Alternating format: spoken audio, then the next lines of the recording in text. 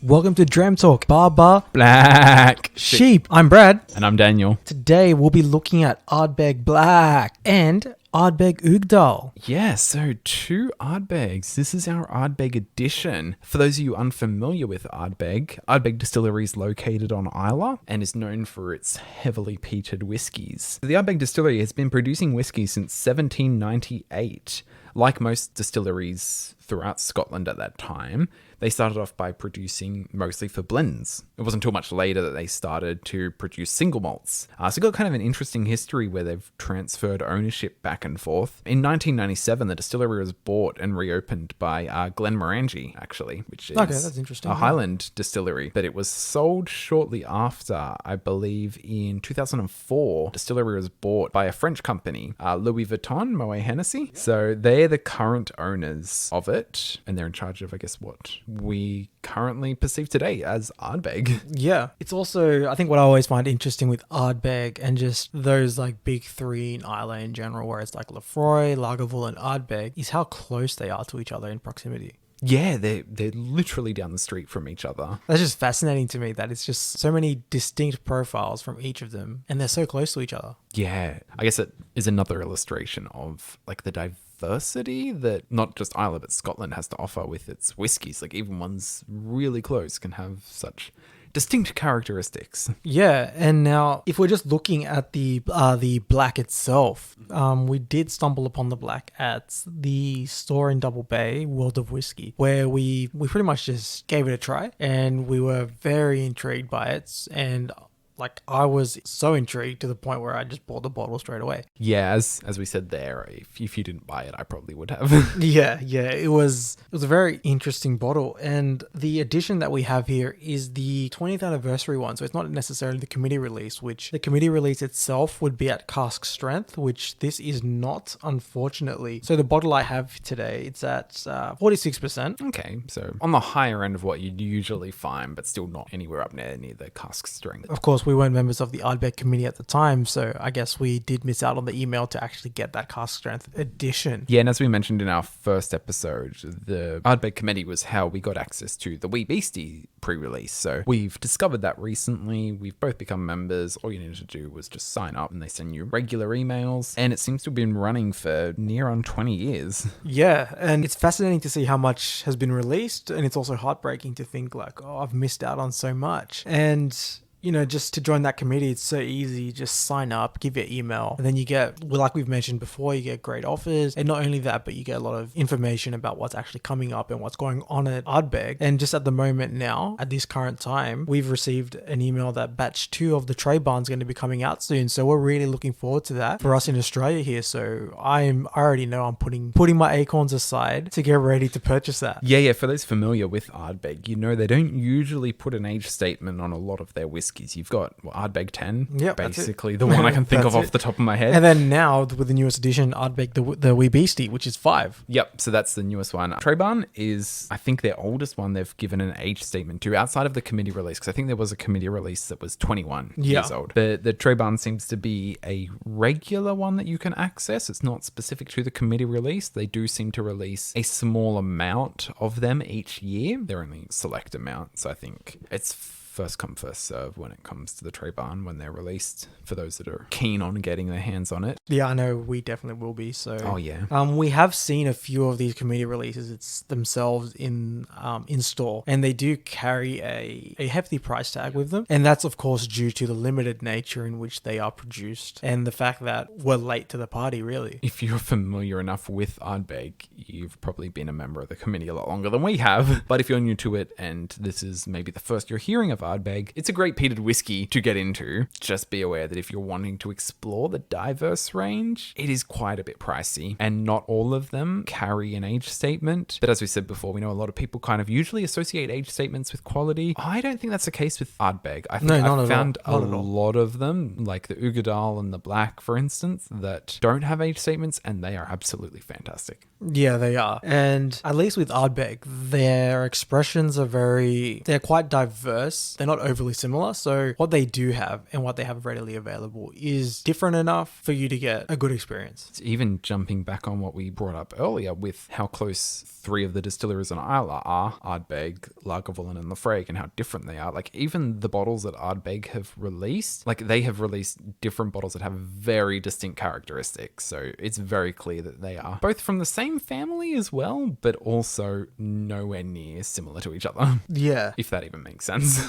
It makes sense to me anyway. Yeah. And now, like, just looking at this bottle of Ardbeg here, now, the bottle itself, pretty much pitch black, which is scary at the same time because, well, I just can't really see at what level my bottle's at. In terms of the packaging, though, they've nailed it. Honestly, it's such a beautiful box. Yeah, and it's very different from Ardbeg's previous ones. Like, they've got that really deep green with the Gaelic script that runs around it, whereas Blaaack has just gone completely off kilter for that. White box, covered with sheep, and, of course, you got Shorty on the box. Yep, Shorty's always there. He's the Jack Russell Terrier that's Ardbeg's mascot. Yeah, I think you'll find him somewhere on most marketing for Ardbeg anyway. And just with the committee release here, it's like celebrating the 20th anniversary, it's limited edition. But what the creators here at Ardbeg, what they've really gone for, they've gone and they've acquired some Pinot Noir casks from New Zealand. And that's what they've aged this bottling of Ardbeg in, you know, and I think that's what really struck us with that intrigue when we first tried it. And really the main reason I just sprung on the bottle as soon as we tasted it, because it's such an interesting thing to me. Yeah, and it's so different from most of what you'd find out there. Like, never heard of any other Scotch whiskies being aged in Pinot Noir casks, specifically not ones that have been sourced from New Zealand, which has great wine. Yeah, and just in terms of like the notes that they're expecting us to see here, it's summer fruit pudding, bitter cherry, deeper edge of soot, and the traditional Ardbeg smoke. I'm really keen to get into this whiskey, so do we want to pour ourselves a glass? Yeah, I think so, definitely, yeah.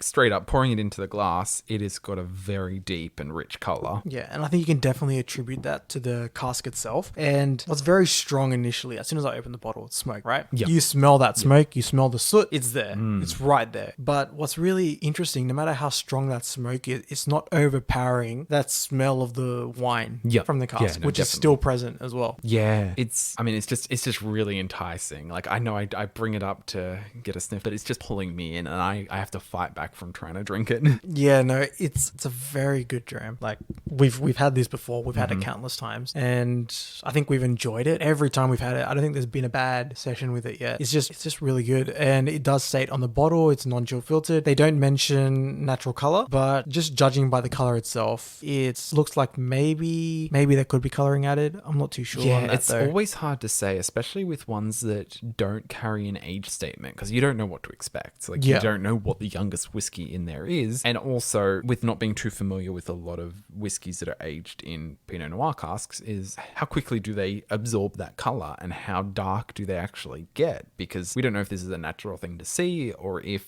as you said, there may have been some color added. It's really hard to tell, but regardless, I don't think that has impacted our experience of it. No, not at all. And also, when you look at it, there is, I guess, a deeper redness to it. Yeah, and I think something that we don't normally mention when we talk about our whiskey here, when we review it, we never really mention the legs of the whiskey. Yeah, I was just thinking that as I was looking. And I think what's really apparent with this dram here is that it just appears very, very oily. And the legs look like they're long, which for us, that would normally typically denote a long finish on the palate. Yep. When we're talking about legs here, it's about the movement of the liquid on the side of the glass. Yeah, so when you give the glass a little bit of a swirl, then you'll see long, thick drips that kind of slink down. They're what you call the legs. And now you can usually tell a lot about the whiskey just from looking at that. And looking at this, they're kind of big droplets that slink down very slowly. So that's usually indicating, a long finish. Yeah, and it just looks like it's going to leave an oily presence, because when you're looking at the legs and you're judging the legs, you're kind of treating that outer portion of the glass as like the inner coatings of your mouth. So you're kind of denoting what it's doing to that, and that's kind of just replicating how it's going to affect your mouth. Yeah, even look at it now, like I've got some drips that are still making their way down. Like, they still have not yet reached even halfway to that liquid so it's very keen to get into this one. Yeah, so let's just get into it. Oh yeah, that's an Ardbeg. That is undeniably an Ardbeg. I mean, like, what hits me first when I try it is it's got that dried sweetness you get from red wine. Yeah, definitely. And if we're like drawing a comparison to Wee Beastie, for me, for this one here, there is smoke present in Blaaack, but the smoke is more mature. Yep, definitely, I would agree. right? It's definitely more mature, and it's longer lasting. I'm finding right now. Whereas I think that main gripe I had with Wee Beastie was how quickly the smoke dissipated. Right now, I can still feel that smoke making its way through. Yeah, and it's great. Wee Beastie came out like, it's young, it's feisty. It came out of the gates really strong and just hit you all at once, and then fled. Whereas this, it's a more developed, more mature one. You get a lot of the sweet complexity that comes across due to the Pinot Noir casks, and then what you left with, what it kind of finishes off as it progresses through your mouth, is the Ardbeg characteristics coming out, like that smoke and that peat end up staying and lingering and giving you a nice smoky finish. Yeah, definitely. And I think what's really interesting as well, like I get a bit of like a salty note in the Ardbeg, which I think it's not something you often find in an Ardbeg. They don't really portray that maritime characteristic. No, I would put them more in the, how to say it, I'd put them more in like the forest campground kind of log cabin with the fire going. I think with this one here, like I'm getting a bit more of that maritime characteristic. And even now, like it's really strange. Like I'm like reading some tasting notes. I'm seeing like they're saying cherry chocolate, pepper, chimney soot. Definitely get the chimney soot. Yep. And there's like soaked plums and smoky dark chocolate. And after I read the cherry chocolate and the dark chocolate, I'm like thinking, and I could almost reminisce and almost get like a vague taste of a cherry ripe. Okay. Yep. Like I'm almost getting like kind of a cherry ripe. I can see that. Like we've mentioned this countless times on the pod where we both fully understand that our palates aren't fully developed. We both haven't drawn a strong connection where we're being able to pull out and draw a chocolate characteristic out of whiskey. But I feel like I'm actually getting that. Yeah, when you mentioned cherry ripe, I guess I'm definitely getting the cherry notes. Possibly, I guess it's like combined with the mouthfeel, like that texture that cherry ripes have off the mix of like the cherries with the coconut, but as well as the dark chocolate, like the really thin dark chocolate. Yeah. And it's more of that bitter cocoa that kind of really strong in dark chocolate. Yeah. It's definitely coming. And I think that's what's coming out, like that dark chocolate note. And even with the smoke here, I think what's really interesting is that it's got a menthol characteristic to it. You can almost feel it going through your sinus as it goes through, right? Oh, 100%. Like as you're saying that, I'm like, yes, it is definitely sitting right there at the top and back of my nose.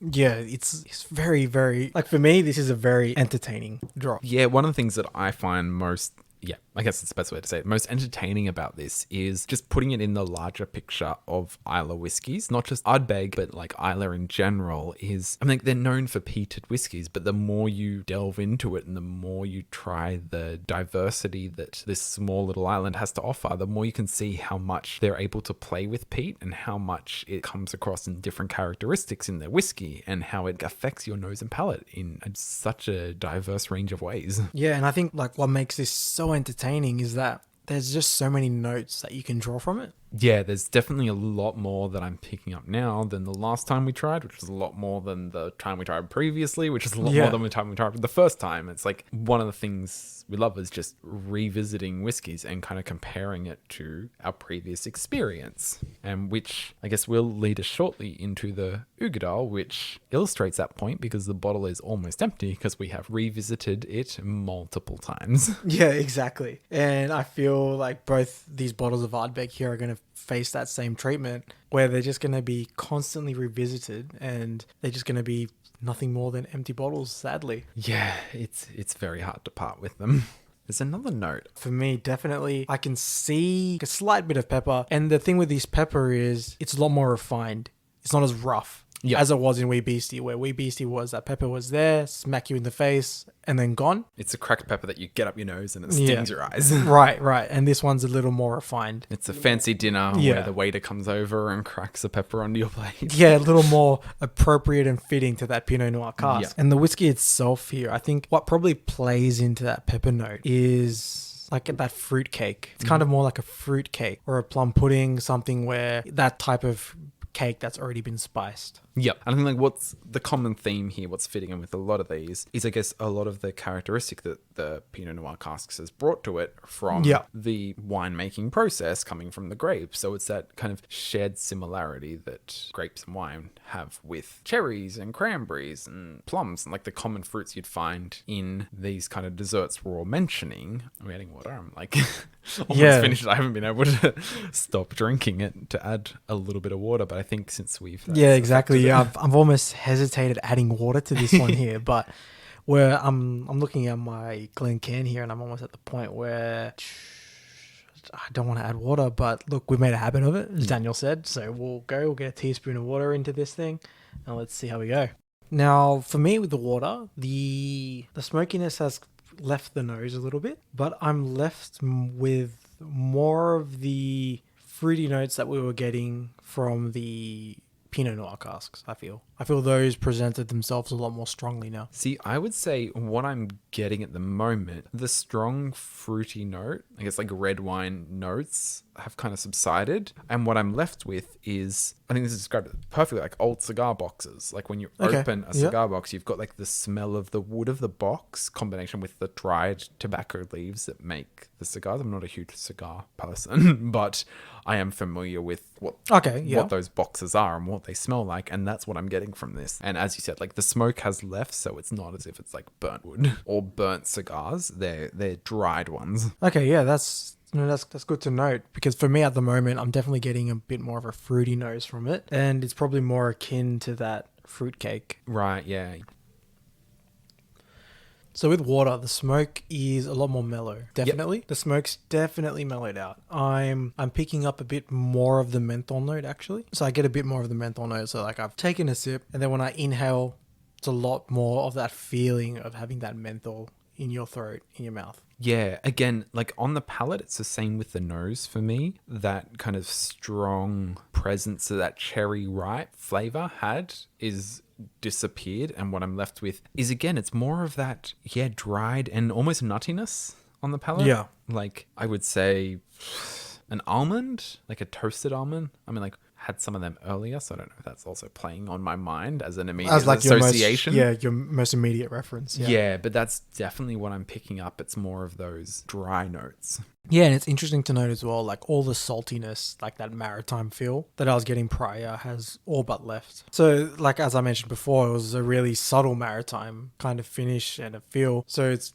pretty evident that that's gone. Mm-hmm. Yeah, for me, I think the addition of water probably hurt this one a bit more than it did add to the complexity of the flavor. And I think that may be in part due to us not getting a cask strength bottling. I feel like maybe at the cask strength, the water may not have harmed it as much as it did this bottling of it. Right, yeah.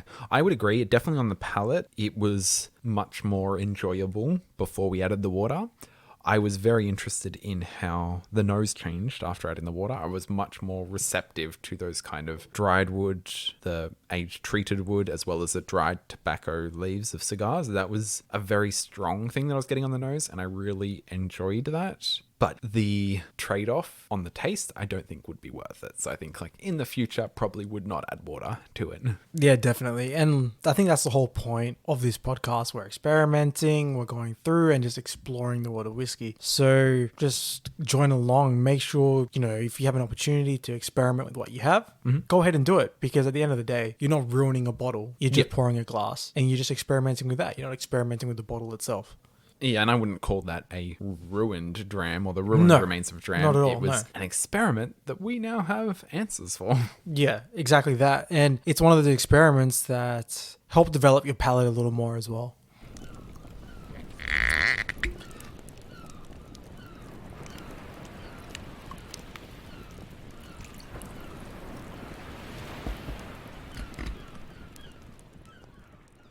Maybe we can just have a look at what barrels really do to a whiskey. Like we can just talk about that for a little while. Like if you think how much influence that Pinot Noir cask had on the Blaaack itself, it's so interesting to see because I don't know too many other whiskeys that have done that. And I think it'll be just interesting to know how long it's actually been aged in that Pinot Noir cask. And then we can get like a gauge on maybe what time frame yielded those kind of results and whether or not it's worth for other distilleries to pursue pursue that as an avenue, because really I'm interested to see if anyone else is willing to go down that path. And if anyone is, they're probably going to have my money. Yeah, definitely. I mean, like, the influence that it had in Blaaack is, I mean, like, it's incredible. It is not something I had explored before. Again, as we've mentioned, the most common casks you see whiskey aged in are sherry casks, Oloroso sherry casks, American bourbon casks, or virgin oak, which is casks that haven't had stuff in them previously.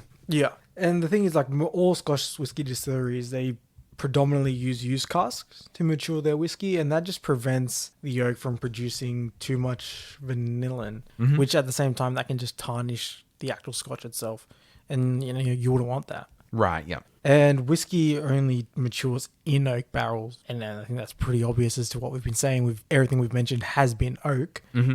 And I think it's also important to note how climate and elevation and pressure just plays such a huge part in it as well, because that's what actually forces the whiskey in and out of the barrel itself. Yeah, so after the whiskey goes through, well, after the whiskey creation process, from malting the barley to mashing it to getting the liquid to distilling it, once they have gotten it down to the pure liquid that they need, they put that in these casks, whatever cask they choose, depending on the distillery, and they're left to age in these casks. And as Brad just mentioned, this aging process is actually what happens when the whiskey is soaked into the barrel and then forced out of it. And as it's forced out, it carries with it whatever had previously been in these barrels, whether it be pinot noir, as we found in the Blaaack, which itself would have been forced into the oak and then out, leaving traces of itself behind. So what you end up with is that's ultimately what gives whiskey its color, is whatever the barrel is, that's what it's soaked out of. So that's why we've usually found with Blaaack, it's got a very deep red tinge. You'd expect that coming from pinot noir, being red wine. And that's why if you ever see a whiskey that has been aged in virgin casks that hadn't been used before, they're going to be a lot lighter than other ones, because there's nothing in there aside from the wood to draw its color from. There's been no previous liquid, whether that be sherry, port, red wine, bourbon, to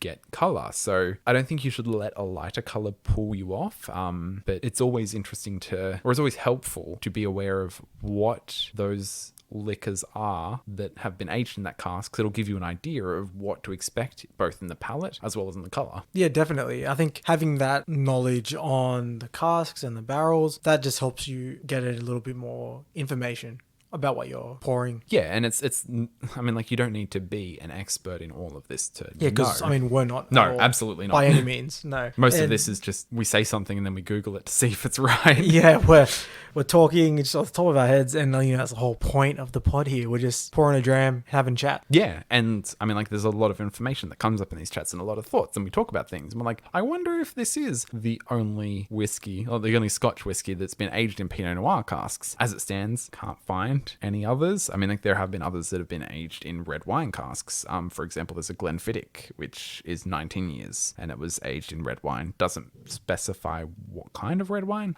Okay. So it's interesting that it's not a very common thing. You may find special releases from different distilleries here or there, but it seems to be a very new thing. Or we say new, but they would have had to have been aged in these, so maybe they started a while ago. It's like it just hasn't caught a while on. ago. Now that Glenfiddich, is that for sale, or is it? Well, it isn't anywhere I've been able to find. I have seen it mentioned on websites, but they don't even have a price or like a mention of it being out of stock.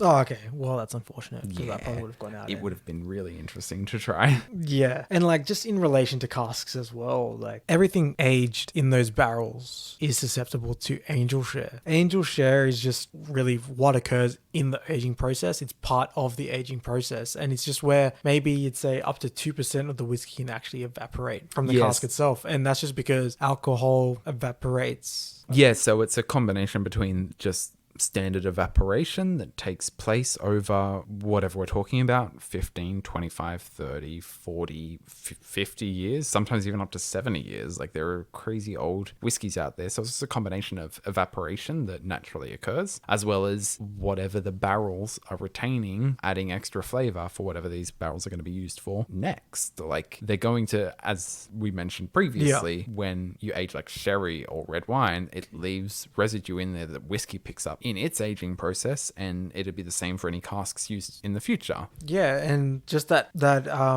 process of angel share, that's just a factor as well as to why most older bottles of whiskey are actually older, because you're getting a less whiskey than you started off with in the barrel. Yeah, there are a few different if you have been to Scotland or ever going, most distilleries usually do have a see-through barrel that you can see are usually like the levels that are left over, again depending on where you are, and it is entirely dependent on the seasons that you've had as well. Like really hot summers can drive that up. That's why I usually find like Australia being a much hotter, drier climate than Scotland, the whiskies age a lot faster. Yeah, they age a lot faster, and I think that's probably a large part as to why over here in Australia you probably wouldn't find a 10-year-old whiskey as common. Yep. Like you'd probably see like 5 years old and you say, whoa, that's pretty old for Australian whiskey. Yeah, which is interesting because I find like on a consumer side, if an Australian distillery was to release a 5-year-old whiskey, it might be of the same caliber as an 8 to 10-year-old Scotch. Yeah. But it can be hard to know whether to put an age statement on that because you're going to think, are people not going to purchase your one? Yeah, exactly. Because it is mentioning a much younger year, regardless of whether the whiskey's had enough time to pick up the same smoothness as well as the flavours that a lot of 10-year-old Scotches could in that same amount of time in Scotland. Yeah, exactly. And I think like just touching on another point, I think like a common misconception that I guess newcomers to whiskey have is that they kind of assume that whiskey will continue to mature and age in the bottle itself after it's been bottled. And unfortunately, it's not like wine. That's not the case. It's just, if you've got a 10-year-old bottle of whiskey and you just leave it on your shelf for another 10 years, you don't have a 20-year-old bottle of whiskey now. You've still got a 10-year-old. Yeah, you've still just got a 10-year-old. Don't try and save that. Just drink it. It's meant to be drunk.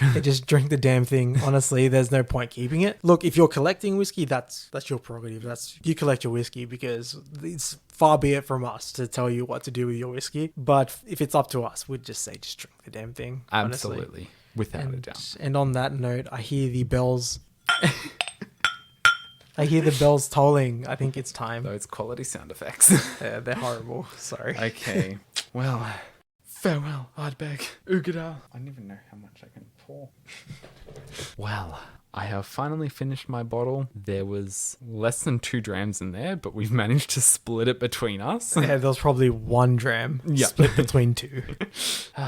Okay. So I think I definitely get bacon straight away on the nose. So it's like that savory meat. It's almost a little reminiscent of the wee beastie. Yeah, it's got those meat tones to it as well as the smoke, which I think what we pointed out with the wee beastie was that savory meat and the smoke that comes across that is quintessential Ardbeg. Like you're bound to find that in the majority of what they release. Yeah, exactly. And I think that's probably what made Blaaack so interesting, is that we didn't really get that savory meat note. Yeah, that was one of the things that Blaaack would be one of those few exceptions. Yeah, and I think that's what makes the Uigeadail so great, is that it's Ardbeg. Yeah. It's Ardbeg. Like if you had to pick a mascot for Ardbeg beyond Shorty, like a bottle to be the mascot, I would introduce people to Ardbeg through Uigeadail. Yeah, and like we've mentioned before in earlier episodes, we don't necessarily do things conventionally. We haven't actually bought a bottle of the 10 to try yet. No, so that's on us. That's on us. Horrible, I know, but don't worry, we'll get there. Just a note on the legs as well. Like I've spun it around. The legs form very quickly, which would indicate it won't have as oily a finish as Blaaack did, but those legs are staying there for very long. So I think the finish will be medium to long. Yeah. I mean, like, it is smoke all throughout. You get it coming out of your nose, through your mouth, in your throat.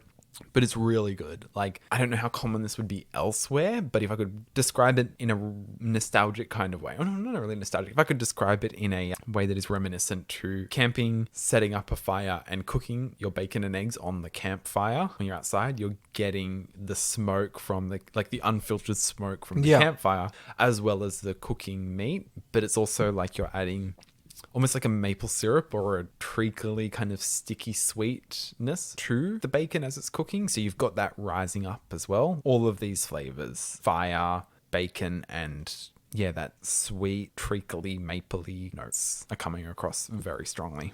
Yeah, I definitely get that menthol that was present in Blaaack as well. And it's even like a little akin to a spearmint as well. It's like really strong. Like just the way that the smoke really penetrates your sinus, like it's just all over, right? It's really good. And it's a more pungent smoke than the Wee Beastie presented. And I think that's what makes it a little more enjoyable for me, as opposed to a smoke that's there then jumps away. Yeah, as we have brought up during our tasting of the Wee Beastie, the smoke kind of hit you all at once with a whole range of other flavors, and you kind of have to sit back and work out what happened. Whereas this one, the moment you drink it, it just like slowly filters through, coats your mouth, heads up your nose and out, and it just like lingers there without being too overpowering. Yeah, and I think it's the note that you mentioned, definitely where you can think of it like a campfire and burning the wood. It's really similar to, I'd say, like maybe a cedar smoke, and it's a very smoky scotch here, and it's one that I really enjoy. And if I just think back to like that first time I ever tried Uigeadail, and the smoke really enveloped the palate a lot more fully. Mm-hmm. And it was almost like just sitting in front of a campfire that first time I tried Uigeadail. Yep, yeah, definitely. It was, I think, for my introduction to Islay, I went through the Lagavulin route, and their smoke, very pleasing. This hits in much the same way. So if you haven't branched off into Ardbeg, if you're a huge fan of Lagavulin, a huge fan of those smoky Islas, like smoky in addition to the peat, definitely Uigeadail is a must try. Yeah, this for me is definitely a must try as well. I find it a little smooth as well. Like it's very smooth, but that's not to say that the flavors don't really hit you. They do, they hit you and they explode on the tongue, really. Yeah. But it does so in a really like elegant way, I find. Mm-hmm. It's not too rough or coarse. Yeah. As like the Wee Beastie was. Wee Beastie was like really rough, and that's obviously due to the age. Yeah, Wee Beastie was young, and obviously young in the way it hit you, and that's to be expected, both because of the age statement as well as the price point. Uigeadail, they haven't given it an age statement, and what did we read? I think I've read that they often use the 10-year-old. Right, use the 10-year-old. Yeah. Yeah, so it is usually a mix of the 10 as well as younger. So they can't give it an age statement of 10 when they have included younger whiskies. Yeah. And for anyone who may be questioning, like, how can they mix that and it still be a single malt? As long as the distillery mixes its same product. Yeah, it's still a single malt. So Ardbeg can mix 10 different Ardbeg barrels into one, and it's still a single malt because it's just one malt Ardbeg. Yeah. No, I don't think I'm going to add water to this, to be honest. No, I can't do it. Yeah. And I think we mentioned, but so the Ardbeg here, the Uigeadail, it's bottled at 54.2%. So quite a ways higher than the Blaaack that we tried before. Yeah, and one of the highest ones that you'd be looking at to buy at just your local bottle-o. Yeah, and it's definitely present on the palate. You can definitely feel the alcohol. You can feel that alcohol burn, but it's a burn that's actually pretty pleasant. Yeah, no, it is definitely, it is fitting to the entire experience from the smell to the taste, that it is like that burn accompanies that, and it doesn't hit you out of nowhere. It makes sense. Yeah, it does. And for me, I wouldn't really know what other notes I'm drawing here. I'm just trying to think what else I'm getting from this. But like, I just find that almost every time I've gone to nose it, that the peat's just constantly just changing, and it's just like reinventing itself. Yeah, it's definitely a dynamic one. Like, I mean, like I've had this one open for 8 months now, and it is, while it has maintained a consistent theme in its nose and palate, there seems to just be a constant flux of what you're smelling and experiencing that doesn't drastically change it. So you're not thinking like, what is happening? I'm like lost my bearings and I don't know what I'm tasting anymore. Like, you definitely know it's the Uigeadail, but it's like you occasionally get like a hint of, I don't know, something else rising up in there, but it's also all fitting within that same common theme. Yeah, definitely. So now that we've finished it, what are your ratings for this week, Brad? Let's run through our rating system. Just for any new listeners, we've got a 1 to 10 system. From 1 being disgusting, we bend it. 2, poor, we wouldn't consume it by choice. 3 is bad, it has multiple flaws. 4 is average, it's drinkable, there'd be other drams we'd rather. 5 is good, it's just fine, it's good, it's okay. 6 is very good, like it is a cut above average. 7 is great, like well above average. 8 is excellent, we've got that as quite exceptional. 9 is incredible. That is an all-time favorite. Like one we would just constantly be revisiting. And 10 is perfect. Like you could not do any better.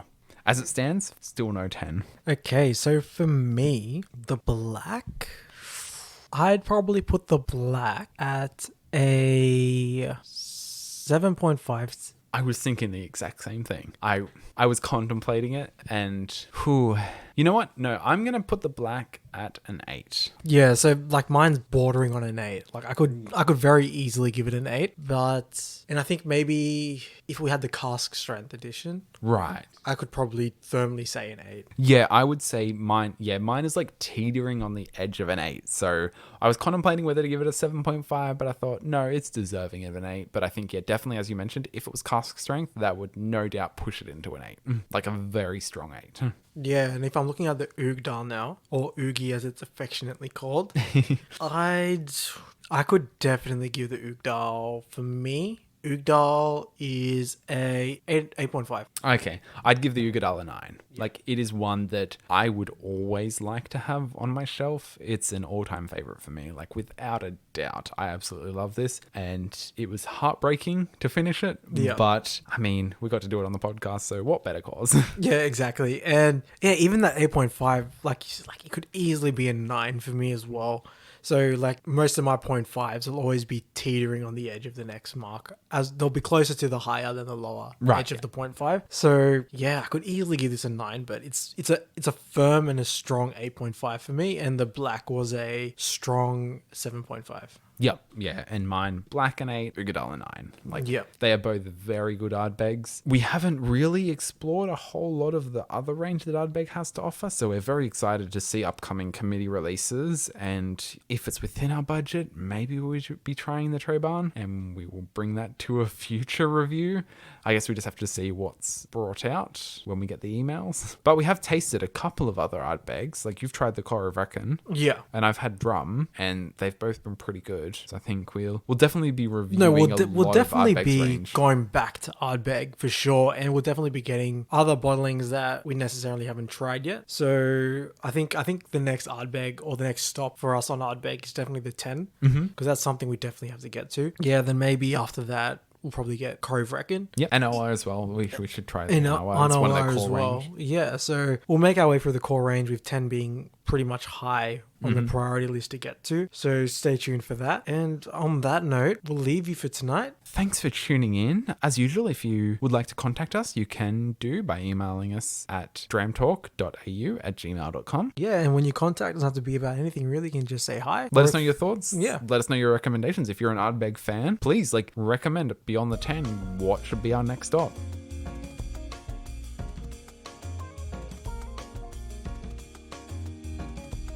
Pour another dram!